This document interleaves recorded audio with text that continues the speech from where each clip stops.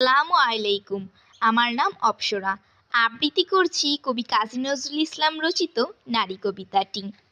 সাম্যের গান গাই, আমার চক্ষে পুরুষ রমণী, কোনো ভেদাভেদ নাই। এ বিশ্বে যা কিছু মহান সৃষ্টি চিরকল্যাণকর, অর্ধেক তার করিয়াছে নারী, অর্ধেক তার নর। বিশ্বে যা কিছু এলো পাপ তাপ বেদনা অশ্রু বাড়ি, অর্ধেক তারা আনিয়াছে নর, অর্ধেক তার নারী। নরককুণ্ড বলিয়া কে তোমা করে নারী হেয় জ্ঞান, তারে বলো আদি পাপ নারী নহে, সে যে নর শয়তান।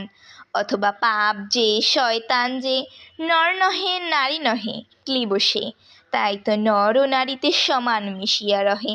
এ বিশ্বে যত ফুটিয়াছে ফুল ও ফলিয়াছে যত ফল, নারী দিল তারে রূপ রস সুধা গন্ধ সুনির্মল। তাজমহলের পাথর দেখেছ, দেখিয়াছ কি তার প্রাণ, অন্তরে তার মমতাজ নারী, বাহিরেতে শাহজাহান। ধন্যবাদ সবাইকে।